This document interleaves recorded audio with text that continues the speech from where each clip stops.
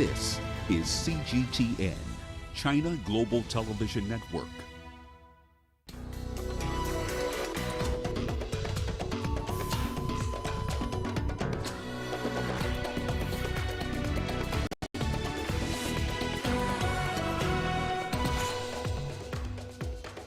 Nigeria says it suspends Twitter days after the president's post was removed. World Bank halts financing to Mali after coup. And calls for nature's protection and environmental preservation as world marks Environmental Day. Hello, welcome to Africa Live. As always, great to have you with us. I'm Richard Nta, live in Nairobi. And for those of you joining us from across the continent and around the globe, we thank you for joining us. Let's take a look at other stories making headlines this hour. Uganda to reduce the cost of doing business in the country. And in sports, Argentine forward Carlos Tevez announces his retirement, but leaves the door open for a football return. Once again, welcome to Africa Live. Great to have you along with me for this hour. Let's start in the United States in highly significant news where Facebook has updated its hate speech rules. Among other things, it plans to hold politicians accountable for hate speech. The social media platform has for the last 2 years allowed politicians to post whatever they wanted despite criticisms from some of its employees, journalists, and even lawmakers. Facebook now says it will make public whenever it does apply this newsworthy exemption to a post. The new policy will see former U.S. President Donald Trump banned from the platform until at least January 2023. Trump's accounts was suspended following the January 6th Capitol Hill attack after the platform determined he had instigated violence. Facebook said on Friday that the punishment would only be eased if the threat to public safety is gone. Trump condemned the ban, calling it censorship and an insult to his supporters. The former president has been permanently blocked by Twitter and remains suspended by YouTube after the riot. Well, speaking of banning, another social media giant, Twitter, is also making headlines in Nigeria.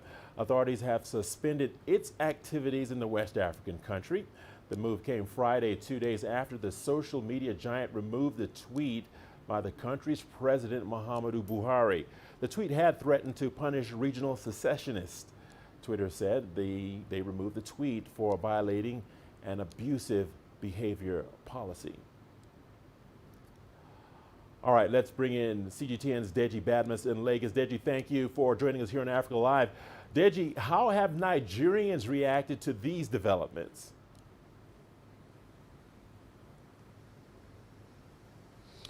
Well, Richard, there's been widespread criticism of the government's action.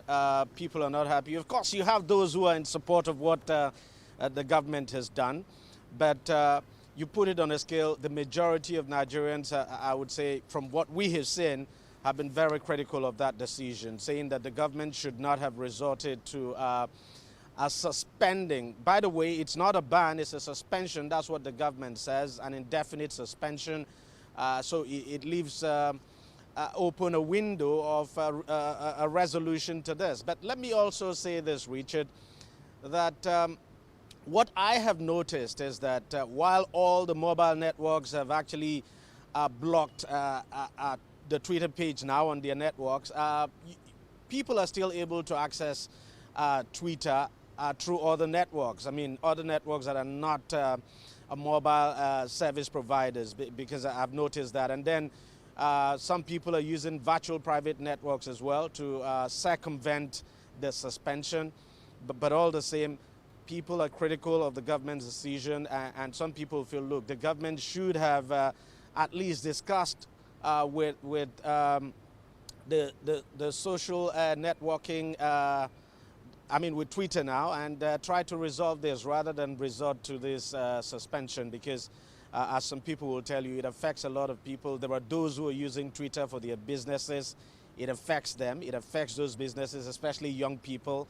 And then the country is currently battling unemployment, unemployment challenges. So it's a big talking point in the country, Richard, and that's understandable.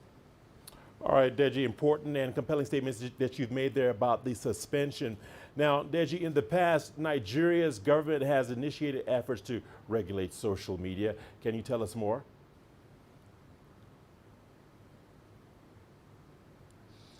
Yes. Of course, there was a social media bill in Parliament. Now, what has happened? I mean, and this bill started, lawmakers started debating this bill now right from 2019. But then that bill itself has been trailed by widespread criticism. So Parliament, I would say, is sort of slowing down there's a slow progress on that bill.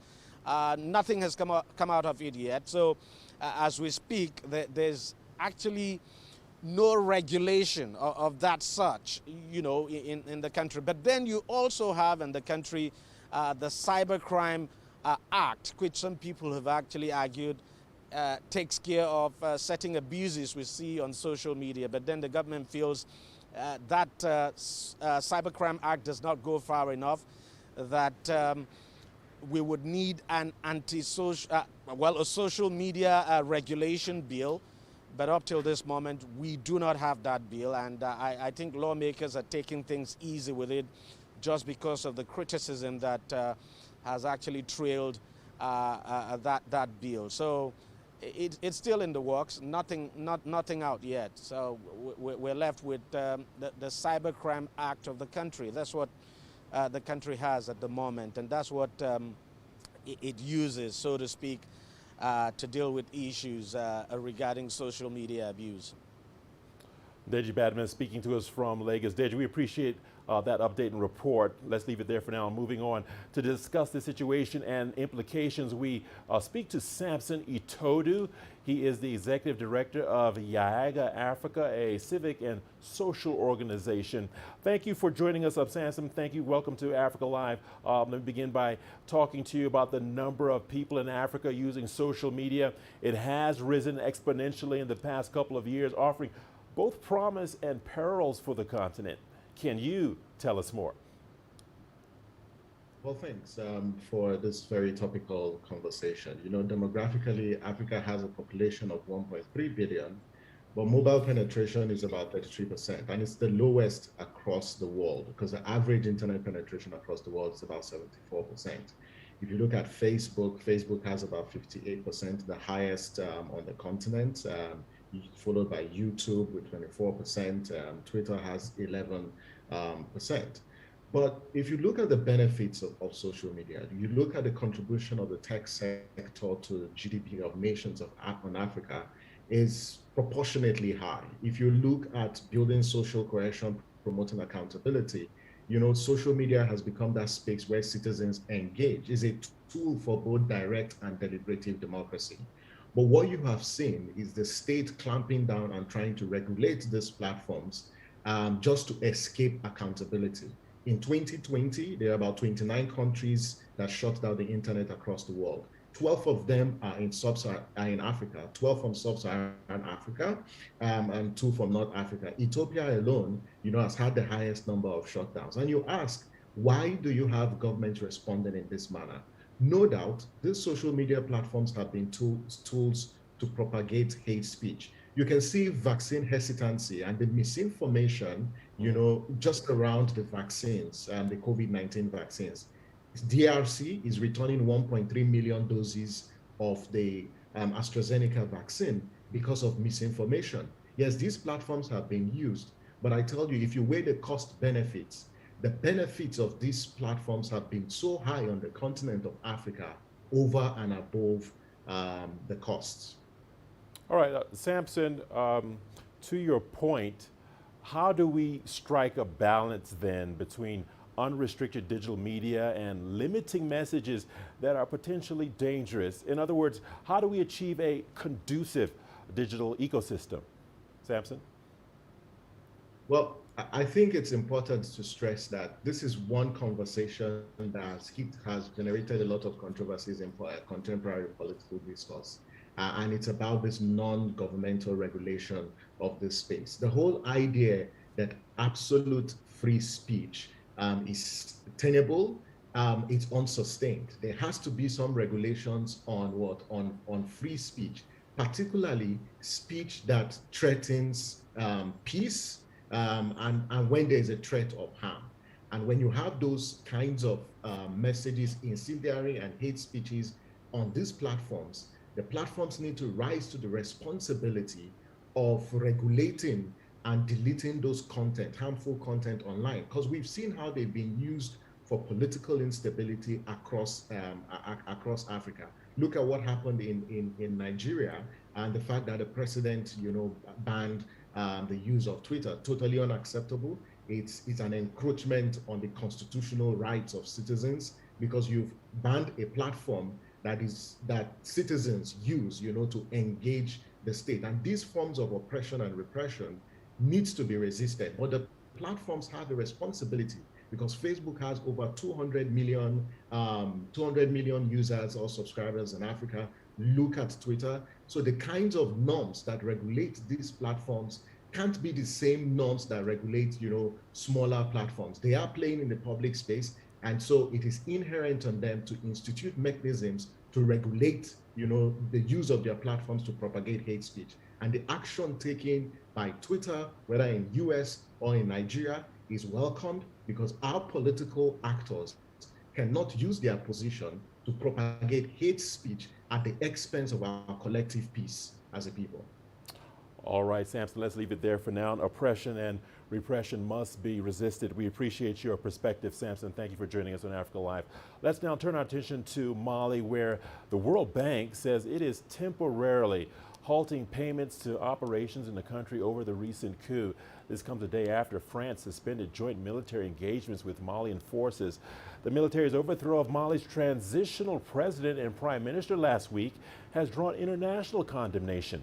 It has also raised fears of weakening regional efforts in the fight against an ongoing insurgency in the Sahel. This is Mali's second coup in 9 months.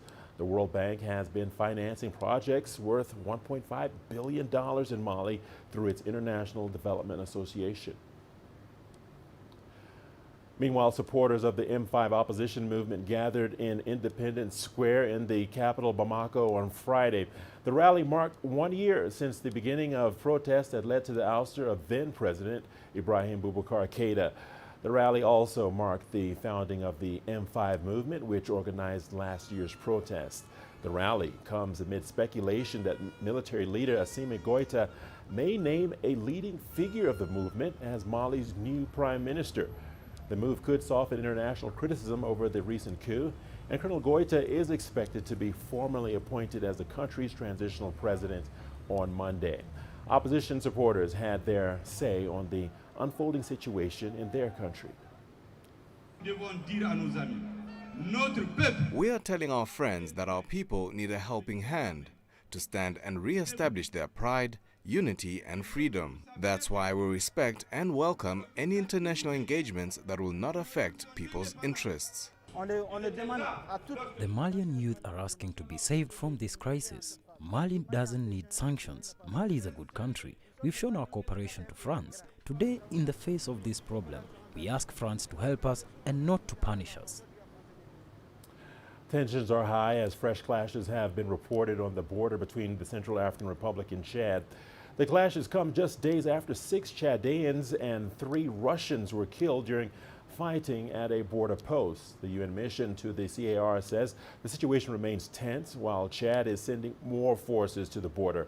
Chad has blamed the CAR army for last week's attack, but the CAR puts the blame on rebels it said it had been pursuing. But both countries have called on the UN and the African Union to investigate the incident. Meanwhile, regional leaders met in the Republic of Congo to discuss Chad as concerns mount over the political stability of the country. This follows the death of longtime President Idriss Déby. We call on all political actors and all active forces in Chad to bear in mind the higher interests of the nation and the good of the Chadian people, and to cooperate sincerely and effectively in order to achieve the objectives of the political transition within 18 months. Les apports extérieurs, quelle que soit leur ampleur et leur amplitude. External contributions, whatever their scope and magnitude, will remain a simple complement whose effectiveness will depend on what the Chadians themselves are willing to do with their transition and their own national destiny. You're watching Africa Live. We'll see you on the other side of the break with more news. Here's a look at what's ahead. Uganda turns stadium into treatment center amid rising cases. And calls for nature protection and environmental preservation as world marks Environmental Day.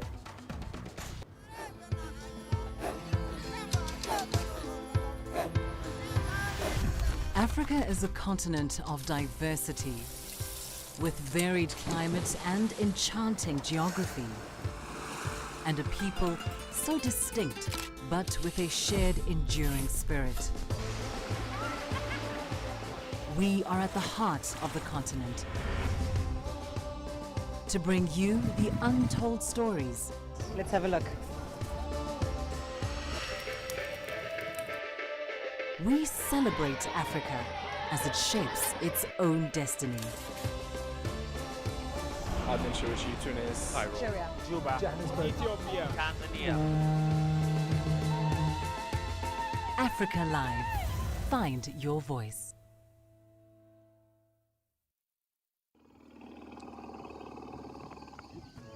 I enjoy being with the elephants. Sometimes it doesn't feel like I'm working.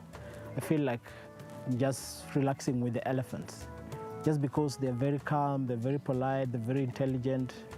It is much, much better to work with the elephants than with human beings. Spending a day with the elephant is good than spending a day in town. Emotionally, they're identical to us. In many ways, they're better than us. If humans can live like elephants, then you will never hear these wars and enmities between people or nations. This world will be a very nice place to live in.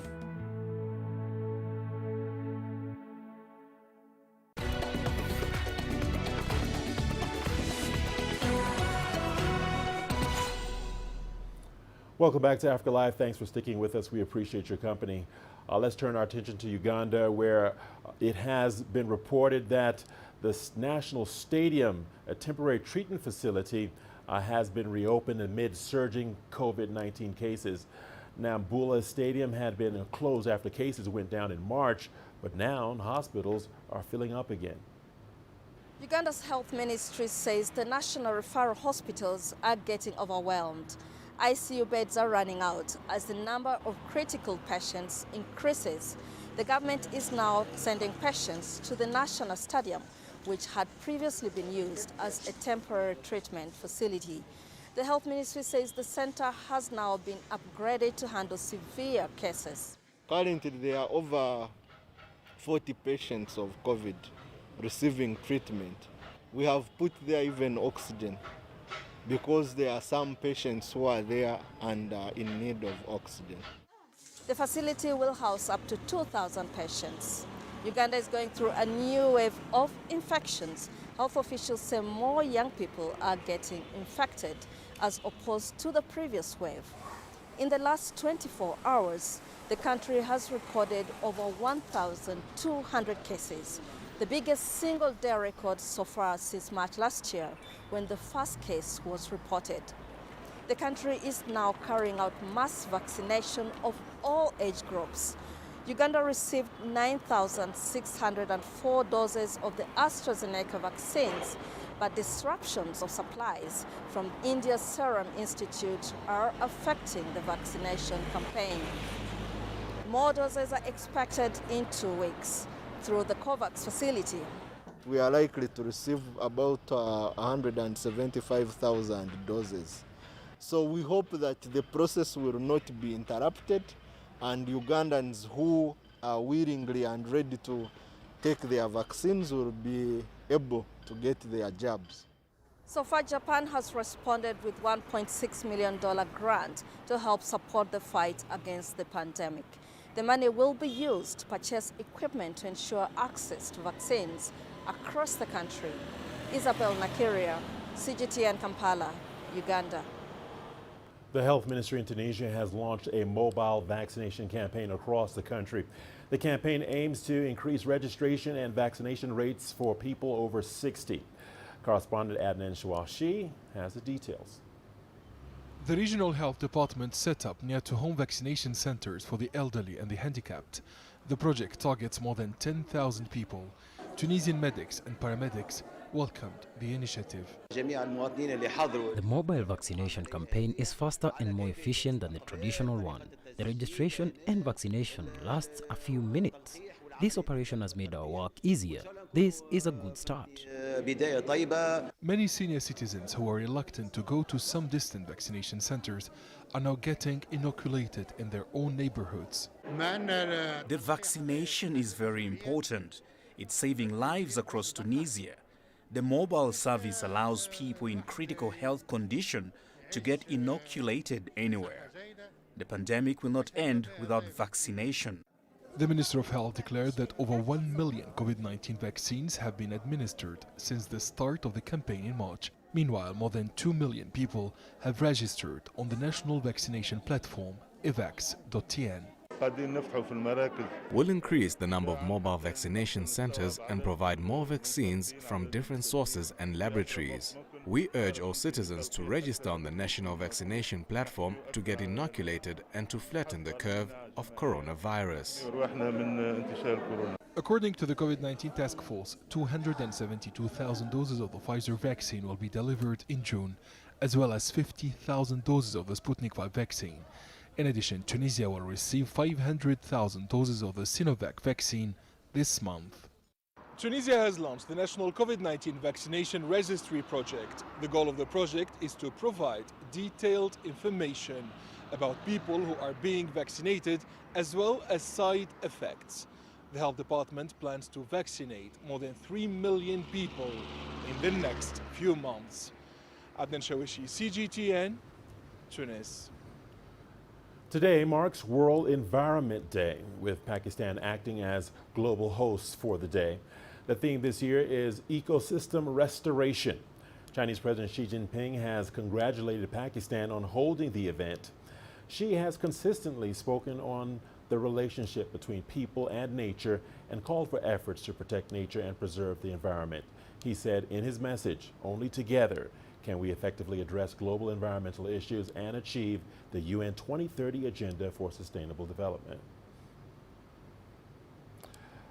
When Europeans grow out of their clothes or even just get bored of the same pair of jeans, rather than just throwing them into the trash, many donate them to charity or put them in a recycling bin.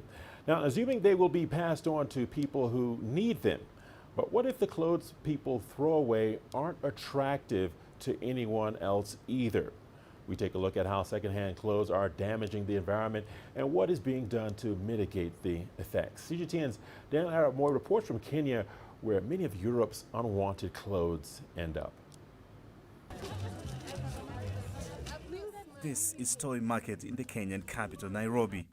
Tons of second-hand garments find their way here every month. Some of the clothes come into the country as charity donations, but not all that arrive are handed over to the needy. They are sold here in Toy Market for cash. Second-hand clothes here in Kenya, they have good quality, they are cheaper. You can get them at a more reasonable price. However, the import of these garments is also being blamed for driving the local textile industry out of business, and some say the trade should be banned. Right now it looks like taking away second-hand clothes affects maybe people who are within a certain budget. But at the end of the day, I think our textile mills will step up. They'll step up to producing not only textiles that are on the higher end, middle class, and also affordable. They will step up in terms of designs as well. Kenya imports over 100,000 tons of second-hand clothes annually. Of this, an estimated 35,000 tons are thrown away every year. I think 50% of the clothes that come in are not clothes that we necessarily want to wear. You know, you might find a nice pair of jeans and a shirt, but half of the other stuff, it's clothes that we can't even wear. What happens? It ends up in the landfill. we don't have recycling capacity, so it ends up getting tossed all over the place. Here in Kibera, one of Africa's largest slums and home to approximately 1 million people, many of the imported clothes end up not in wardrobes, but in waterways and patches of wasteland. The only thing the government could help us with is only cleaning this river, bringing a project that will last for long for cleaning this river and putting for us dumping sites where people can come and dump the garbage, not in the river. The river here is filled with garbage, leaving residents suffering the consequences of inadequate drainage systems and a lack of waste collection services. But there are some rays of hope. Larry Dwayne, an active member of Slum Going Green and Clean, is using his music to raise awareness in his local community. Larry wants to stop clothes and other trash ending up in the river. I am inspired by, all these things that are not right in the ground, in the community, like poor garbage disposal and, dumping in the river. I just take these things that are happening on the ground and I kind of compose them, and I just kind of, use my creativity as an artist to write them in such a way that they can be understanding to any person, young, old. Anyone in the community will be able to understand me. Working closely with communities and in partnership with the private sector, the government is now trying to establish a waste management program. It's hoped the program can be replicated across the East African community and beyond. Daniel Arap Moi, CGTN, Nairobi, Kenya. Today being June the 5th, it is World Environment Day. The theme this year is ecosystem restoration. In Zambia, a nonprofit organization dedicated to environmental protection has been pushing for recycling, processing value addition to used bottles. Apart from protecting the environment, the project also seeks to provide livelihoods to people with intellectual challenges. We advertise on our Facebook page for different people to bring us their recyclables. So we collect different wine bottles, tin, aluminum cans, and different disposable bottles. And from those bottles, we recycle the wine glasses and make them into glasses that we can use for drinking. We sell those. But with the Savannah bottles, we clean and we reuse them in our food truck, which is the Dice Juice Bar that simply employs young people with intellectual disabilities, and we sell smoothies and healthy food to the community, and it employs people with intellectual disability. The idea is to bring awareness that people with intellectual disabilities can work, but within that program is encourage people to recycle and keep the environment clean. Parliament in the Democratic Republic of Congo has voted to extend martial law in Ituri and North Kivu. These two eastern provinces have been rocked by insecurity. A state of siege imposed by President Felix Tshisekedi on the 6th of May has now been extended for 15 days. Military administrations have replaced civilian authorities to curb insecurity in the two provinces, where attacks by rebels have left thousands of people dead. Meanwhile, hundreds of thousands have been displaced. The extension of martial law comes as the UN confirmed that the Allied Democratic Forces rebel group killed 57 civilians in IDP camps in the east on the 31st of May. Let's get you more on this from David Zumenu, who is a senior research fellow at the Institute for Security Studies. He joins me from Pretoria, South Africa. David, welcome to Africa Live. Now, the situation in the eastern DRC remains volatile. What's driving the current spate of attacks? David? Good morning to the viewers as well. I think there are two elements that are driving on the attacks. The first one is the military pressure by the National Army of the Democratic Republic of Congo on the so-called negative of horses, whereby some of their camps has been actually taken away and they've been chased from the forest, particularly in Benin territory. And the second one is that they cannot have any head out, so most of them, when they left Beni, they used the South Irumu to get into Ituri, where a series of armed violence is also taking place. So to be able to divert the energy and to reduce the impact of the military operation on them, they have to take the war to the civilians so as to force the security forces to roll back, to come back and to defend the civilians, to give them space to escape.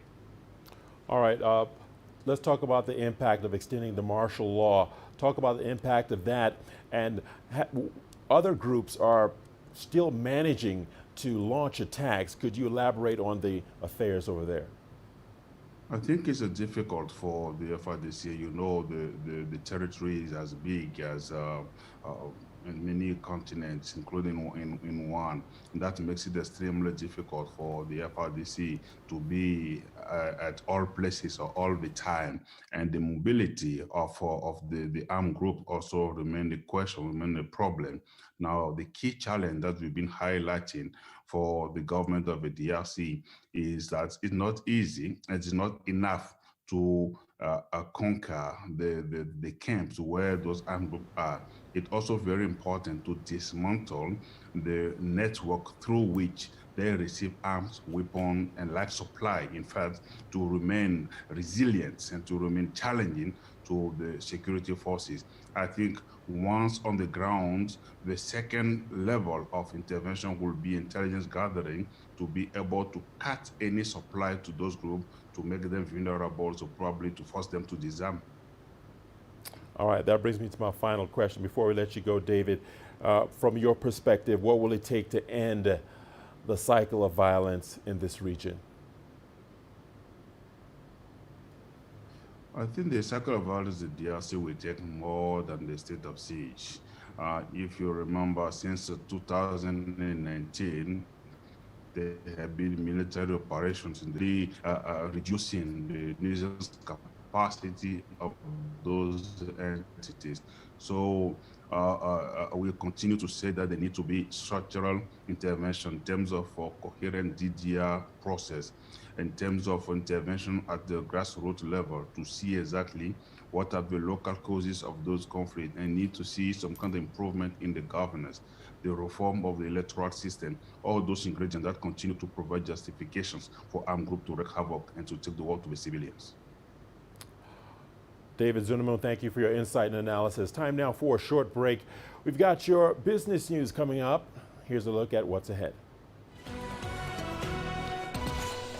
Uganda to reduce the cost of doing business in the country.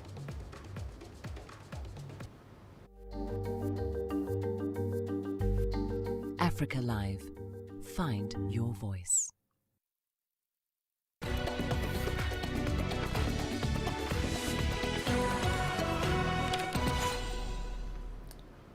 Welcome back to Africa Live.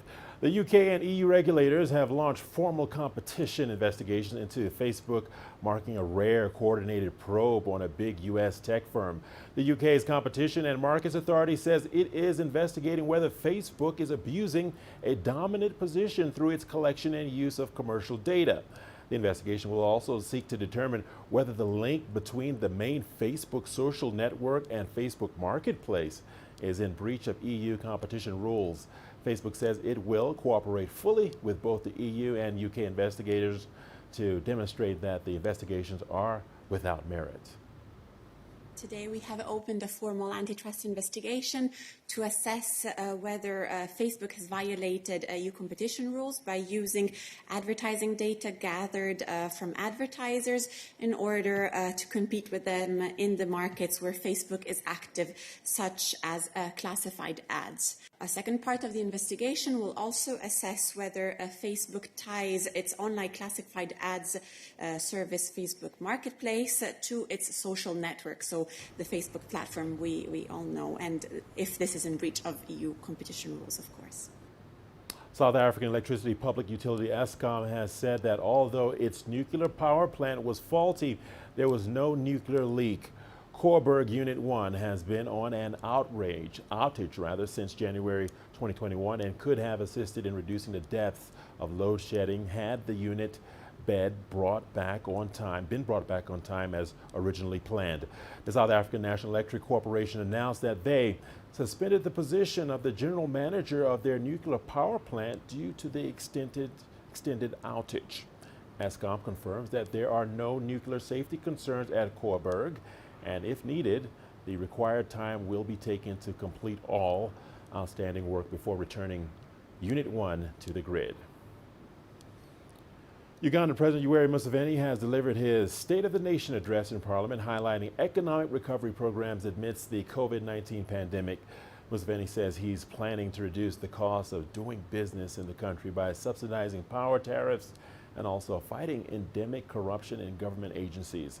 CGTN's Hilary Ayasega reports. A new term with a new mandate. President Yoweri Museveni has laid out his strategy to revive the economy. Again, to remind everybody, the answers are 4 on the issue of the market. The internal market of Uganda, boosted by increased purchasing power, when all homesteads join the money economy by producing for the stomach, but also for producing for the pocket. Secondly, the East African market through the East African community.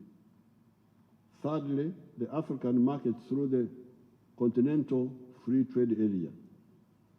And fourthly, the global market.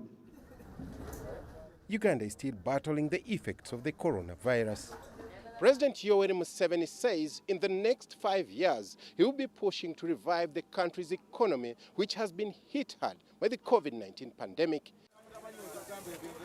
Government figures show that the country's economic growth has fallen to 3.3% from the projected 6.3% in this financial year because of coronavirus. The Ugandan president also promised to wipe out corruption in government agencies. The cost of electricity is distorted by the mistakes committed by some of our actors without my knowledge, even when I was heading the government. Especially the mistakes of Bujagari and Umeme add 55.3% to the cost of electricity per unit. But the legislators want the president to do more in curbing corruption. The president has to come up and say, everybody who is going to be caught up stealing money, this is what is going to happen to him. We really cannot continue lamenting. So the president should come out open and say whether you are a general, whether you are a minister, whether you are my vice president, if you are implicated, I will dismiss you. That is more appealing. The president also promised to fight rising crime in the country. A few days ago, there was an attempted assassination on a key government official. The president is hoping his actions will restore confidence in the business community and help the economy to bounce back. Hilary Ayasega, CGTN, Kampala, Uganda. Tunisia is holding a 2-day digital summit that addresses the legislative and tech regulations that should guide its digital transformation. The event focuses on the role digitization can play in kickstarting the country's post-COVID-19 pandemic recovery. CGTN's Anish Walshi has the details. The 5th session of Tunisia Digital Summit is being held under the slogan "The Challenges of Digital Transformation" after the COVID-19 pandemic, which has battered the North African state's economy. Tunisian Prime Minister declared that information and communication technologies have facilitated the management of the health crisis while reducing its economic impact. Tunisia Digital Summit is the first large-scale event since the outbreak of the COVID-19 pandemic. Digitalization is no longer optional. It's the only way to revive the economy after the health crisis. It's a message to the world that Tunisia is still an investment, technology and innovation destination.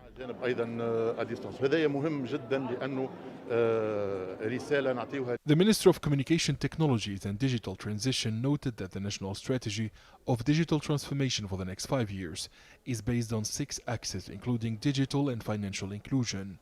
Authorities aim to strengthen the positioning of Tunisia in terms of use of new technologies such as 5G, artificial intelligence, and Internet of Things. Despite its negative impact on all sectors, the coronavirus pandemic has helped accelerate the pace of digital transition and has promoted digital exchanges between the various structures of the state. Chinese tech giant Huawei is one of the leading guests of the Digital Summit. Huawei officials shed light on the company's role in digitizing Tunisia's industry and economy. Huawei is trying to contribute to digital transformation through our infrastructure and solutions. We're also sharing our experience with many countries in order to boost the ICT ecosystem by offering new services. Digitalization is a catalyst for economic growth. Huawei is investing in digital transformation in Tunisia. Taking part in this summit allows us to meet our public and private partners and showcase our activities in the country. As part of the Digital Summit, the second edition of TDS Hackathon Hack for Data was organized on the theme Monitoring the Evolution of the COVID-19 Pandemic. Hundreds of students and graduates of engineering schools have developed digital solutions in the field of data science, data analysis, and data visualization. The Startup Act, which came into force in April 2019, was developed after the first edition of Tunisia Digital Summit. This successful project allowed the labeling of more than 500 startups operating in different fields, including digital health sector, innovative industries, and artificial intelligence. Abdel Shawishi, CGTN, Tunis. Nigeria's ban on travelers from India, Brazil, and Turkey is taking a toll on several businesses in the country. The government introduced the restriction last month following a surge in the spread of coronavirus in those countries. CGTN's Tessa Makende reports. Ezekiel Bok is a travel consultant for Nigerians seeking medical care in India. It's a popular destination for medical tourism among Nigerians, especially the wealthy. But since the government placed restrictions on travel, Ezekiel has been battling to stay in business. The suspension of the flight has stopped people even making effort to travel. They won't even come for inquiry of anything, not to talk of traveling. So it has really affected us generally. Economically, there's no income for business people, and then even for the sick people, they cannot travel for their treatment. It affects their health. It may lead to death. Ezekiel's experience is just one of many whose businesses are affected by the travel ban. The International Air Transport Association says travel restrictions put in place to counter COVID-19 have caused major economic losses. Nigerians trade with almost every country in the world, and especially countries like China, India, Turkey. This ban, especially for India and Turkey particularly, it will have very grave effects on us as individuals. The pandemic has put pressure on Nigeria's economy. The World Bank attributes 42% of overall job losses in Nigeria between 2020 and 2021 to the outbreak of the coronavirus disease in the country. The government says it has earmarked nearly $200 million to support businesses impacted by the coronavirus disease. The Trade and Investment Ministry says close to 1 million people are expected to benefit from the credit support.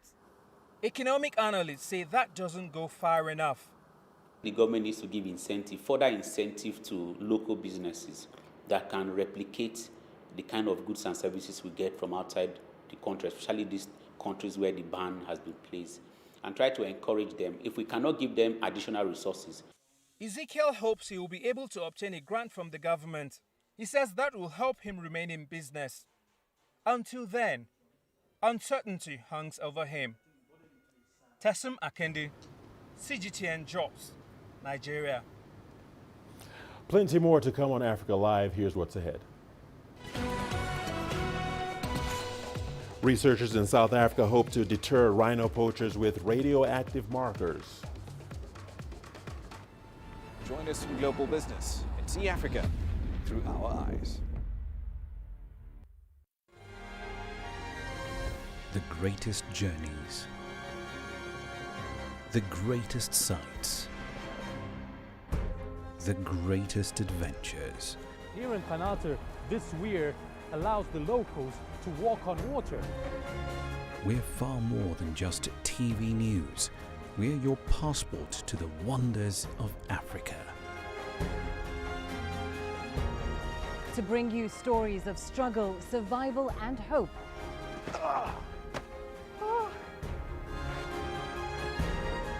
So let's explore.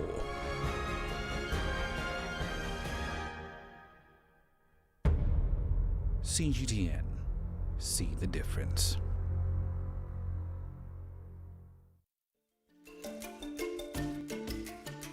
Africa Live. Find your voice.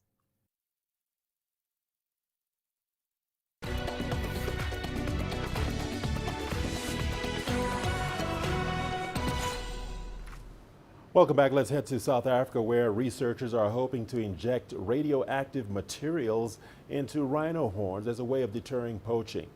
The pilot project is being undertaken in partnership with Russia's State Nuclear Energy Corporation, Rosatom. As CGTN's Susan Wangeli reports, the researchers are first trialing non-radioactive stable isotopies in the horns. Igor and Denver may appear like any other pair of rhinos within the Buffalo Kloof Private Game Reserve in Eastern Cape. But the two herbivores have traces of non-radioactive materials inserted in their horns. Researchers from Wits University are working on a method to deter smuggling of rhino horns in ports across the world. We hope to establish a reduction in poaching. We want to do this by injecting a small quantity of radioactive isotope into the horns of rhino. And this, we hope, will have two effects. One, it will devalue the rhino horn in the eyes of the end user, the person who's kind of buying it in the Far East. Because if we make it radioactive, people are going to be less inclined to want to own something like that, because rhino horn is used for a number of different things. Demand for rhino horns is mainly in Asia, where they are believed to have medicinal value. South Africa is home to the largest rhino population in the world. However, the country has been grappling with poaching for decades. Tracking has been at the center of the fight against illegal poaching. By making the horn radioactive, it makes it a lot easier to track a horn if it's been taken from the animal and a smuggler is now trying to move it across international borders, because there's something like between 10 and 11,000 installed radiation monitors at various different ports, airports, border crossings and things like that. Apart from poaching, cyclic droughts linked to climate change have impacted rhino populations in South Africa. In the Kruger National Park only, rhino numbers reduced by almost 2/3 in 2 decades. The latest South African National Parks report shows the number reduced from 11,000 to less than 4,000 between 2018 and 2019. Susan Mongeli, CGTN. Saturday marks World Environment Day. This year's theme is centered on ecosystem restoration. And one company in Kenya is doing just that by getting as many people as possible to plant trees using seed balls. CGTN's Joy Karuki Juma with that report. 5 hours drive from Kenya's capital, Nairobi, is a village in Kajiado where people compete using slingshots to see who can shoot farthest. At first glance, this scene may not say much about growing trees. But the seed balls used together with the slingshots make for an entertaining way to plant trees. We can throw out seed balls at any time of the year. If it rains enough, the seed ball will slowly absorb the rain. It holds the water inside. It gives the seed more chance to actually open up and germinate. But if it doesn't rain, it stays. It waits. The survival rate of the seed balls is 20 to 30% for the first year. Those that fail to germinate in the first year still have a chance to do so in subsequent years. Their charcoal covering prevents them from being eaten by birds or rodents. One of Seedball Kenya's ambition is to carry out aerial seeding programs which cover a much larger area. According to the co-founder of the company, Teddy Kinyanjui, a similar program in China inspired him. And they've been doing it for more than 30 years, and they've planted over 70,000 hectares of land. And seeing that success, I think it's China, Canada, New Zealand are probably the leaders in the world of doing aerial seeding for forests at the moment. and Kenya's hot on their heels. We have seen the importance of trees. The rains will come where the trees are. The area was ugly when it had no trees, and now that the trees have started growing in this area, the area started to look beautiful. A desire to plant trees they hope will attract more people into following suit and greening the environment. Joy Kiruki Juma, CGTN.